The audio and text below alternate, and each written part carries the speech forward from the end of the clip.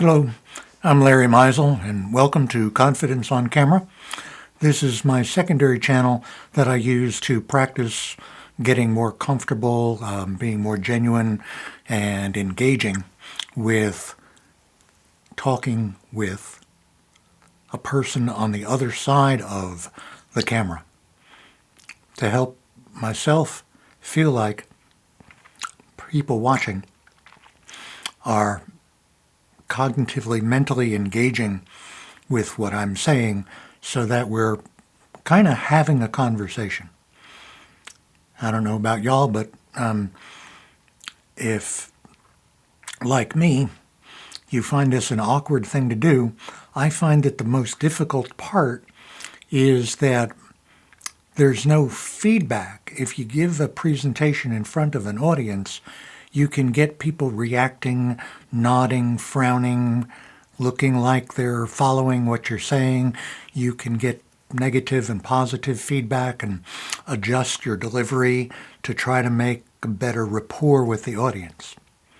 But when it's just me sitting here in front of a camera, there's nothing going on except my ability to improve my imagination that I'm having a conversation. So, with that said, the way that I go about this is I have a couple decks of conversation starter cards. One is from the Fetzinger Institute, a thing that they have called the Love and Forgiveness Project, which has a number of questions that you can answer and respond to. It's a good way for people to find out about each other. It's a good way to find positive feelings that you can express about yourself. And what I'm going to use this time is another set of conversation starter cards that I have called Open-Ended Questions. I got this when I was working as a mental health counselor and a couples family therapist.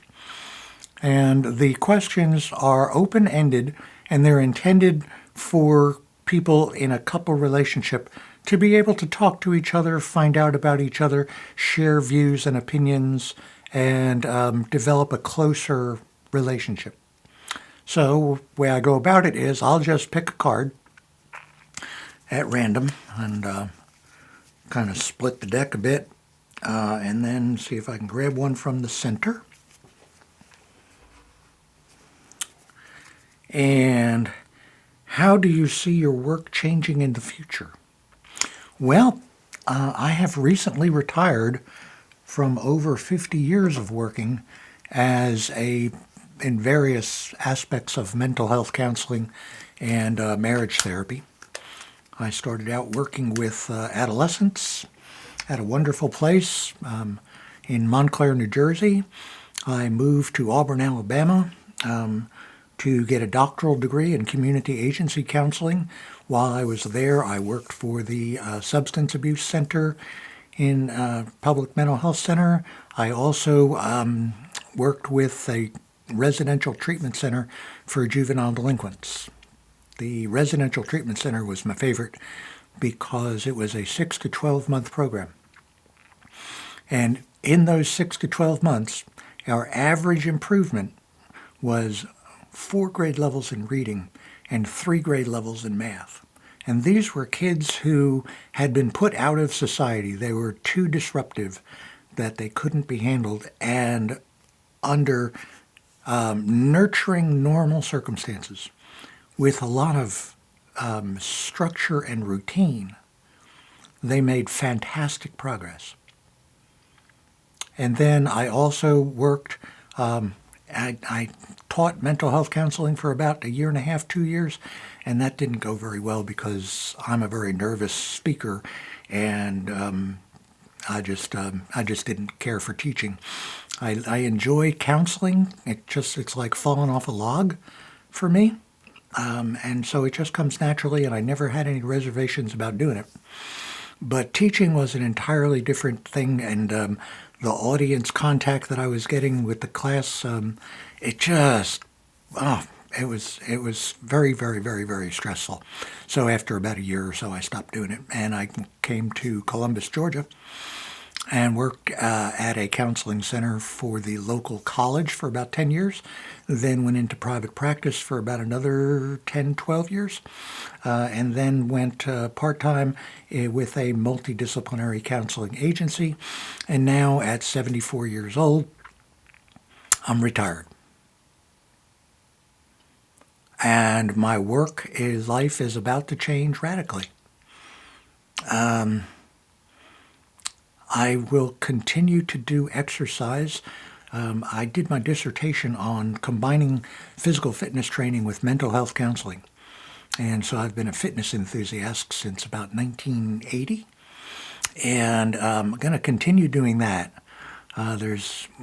Except for this deterioration in performance due to aging, my life with exercise is only changing in small ways. I do more strength training than I ever used to, and so I'm kind of splitting the aerobic training with the strength training, because as you get older, you lose muscle mass.